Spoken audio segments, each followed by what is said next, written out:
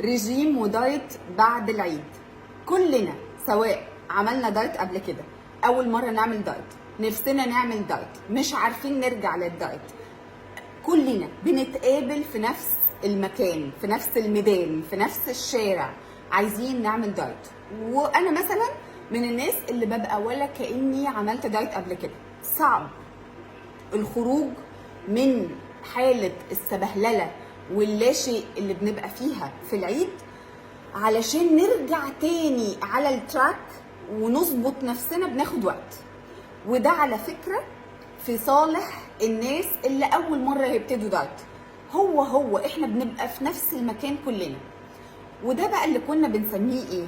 المراحل الأولانية، اللي هي مرحلة التمهيد. برجع تاني أمهد نفسي، أفهم عقلي إنه خلاص السبهللة خلصت والأجازة راحت. طب هل ده معناه ان انا غلط ان انا في الاجازه الخبط؟ غلط ان انا في الاجازه اكل حاجات انا مش متعوده عليها، او ابقى سايبه نفسي براحتي؟ انا لا، انا مش غلطانه، انا مبسوطه، انا عايزه اعمل كده. هو الانسان بيعيش مره واحده، ما يجراش حاجه لما ياخد اجازته ويبقى بلا قيود. عايز ياكل ايس كريم في اي وقت ياكل، مش عايز يحسب سعرات، مش عايز ينام من غير عشاء. يعني ايه ابقى في مصيف ويومي طويل جدا وكله فاضي ولطيف وظريف، او ابقى في اجازه قاعده مع اولادي في البيت بطبخ، قاعدين ما بنعملش حاجه، هنتسلى بايه او هننبسط ازاي؟ فلا، انا مع ان الاجازه تتاخد اجازه من كل حاجه، ويوم يومين 3 ونرجع بسرعه لمرحله التمهيد. لو انا عندي صعوبه، في ناس شاطره وبتعرف تنقل بسرعه وتظبط نفسها بسرعه. احيانا بيحصل لي ده، احيانا ببقى من الناس الشاطره دي، واحيانا بصراحه ما بقدرش، زي الحاله اللي جايه لي اليومين دول كده. اجازه كنت حاسه ان انا مضغوطه جدا قبل الاجازه، وفي خلال كده اخر يومين من الاجازه ابتديت احس ان انا لخبطت كتير. الاجازه كانت طويله ولا ايه؟ فهي كانت طويله فعلا، وعشان نرجع تاني ونبقى على التراك بناخد وقت. الوقت ده عايزينه يبقى مضغوط شويه، هنحاول نضغطه شويه. بس لو انتوا اول مره تبتدوا دايت، هي نفس المراحل. مرحله التمهيد، انا بمهد لنفسي الاول ان انا هدخل في مود الدايت. امهد لنفسي ازاي؟ ابتدي اجيب الميه اللي انا ما كنتش بشربها خالص وابتدي اشربها. ابتدي ازود حركتي، لان انا كنت قاعده بقى راكنه كده ما بعملش اي حاجه، يا دوب بقوم المطبخ وارجع من المطبخ اقعد على الكنبه. طب لا، ما احنا عايزين بقى ايه؟ نزود حركتنا شويه باي حركه، في البيت، في الشارع، حوالين العماره، في التراك، في اي حته، هركب من حته بعيده. المهم ان انا هزود حركتي، حركه قدام التلفزيون، اشغل اغنيه واتنطط وارقص عليها، اعمل اي حاجه، رياضه على موبايلك، طلعي من اليوتيوب واعملي رياضه باي شكل من الاشكال فيها اي حركه. فانا بمهد لنفسي ان انا محتاجه ادخل في المود، ازود الحركه واشرب ميه زياده وسوائل زياده. دي بالنسبه لي حاجه مهمه جدا، لانها بتديني دفعه قويه قوي. تاني يوم على طول هتحس ان في فرق كبير في ايه؟ مش في وزنك، في الخففان. انت خفيفه، انت حاسه انك اخف كتير، سواء بشويه مشي او رياضه وبشرب الميه. ليه بقى؟ لان بعد اللخبطه لو انت وزنت نفسك او انت وزنتي نفسك هتلاقي نفسك زايده، تمام؟ بس دي مش زياده دهون، ده جسمك من كتر ما انت اديتيله مثلا نشويات كتير عبى ميه، هو محتاج دلوقتي يتخلص من الميه دي. ماشي؟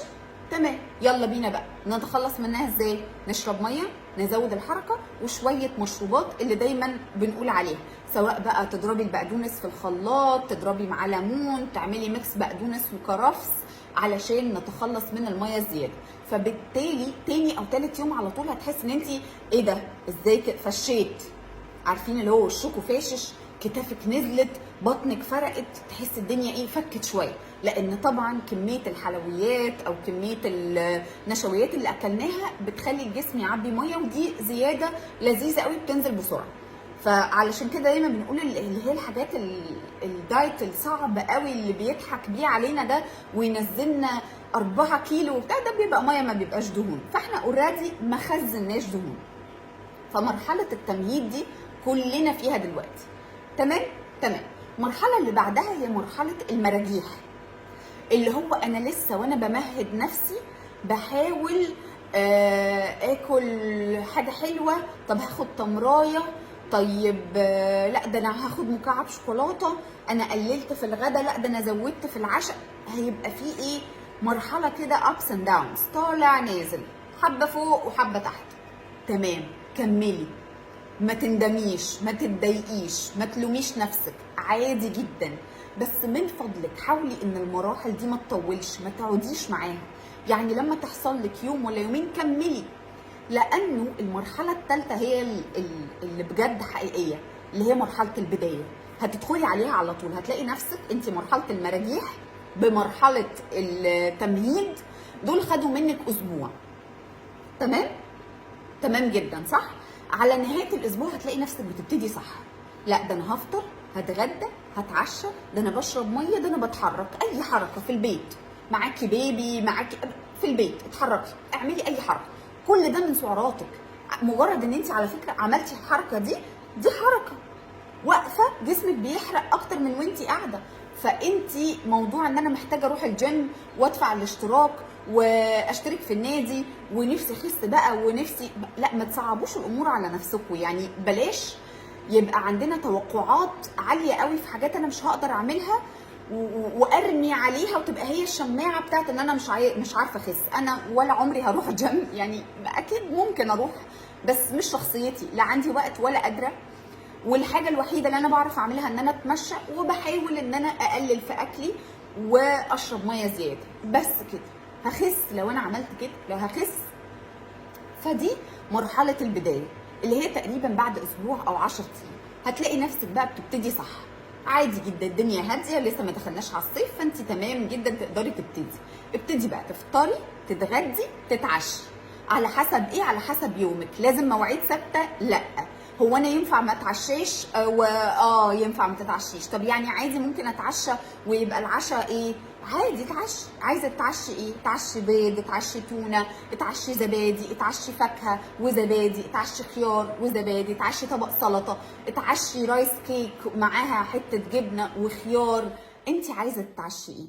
ده المطلوب منك انت تقولي انت عايزه تتعشي ايه. ما هو انت ممكن تتعشي مثلا فراخ مشويه عادي وسلطه برضو. انت ممكن تتعشي فاكهه بس. لو انت مش قادره ممكن تعشي بوب كورن. تمام. في فيديو بعد ده هنزله على طول ان شاء الله، في شويه حاجات تبقى عندك في الصيف في البيت هقولك عليهم في فيديو تاني عشان الفيديو ده ما يطولش.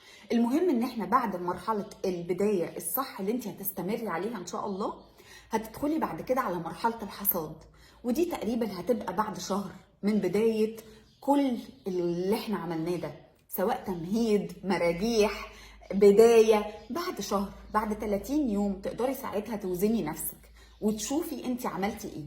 هتلاقي فرق في مقاساتك، هتلاقي فرق في شكل وشك، في شكل جسمك، هتلاقي انك خسيتي، هتلاقي انك خسيتي كويس قوي كمان.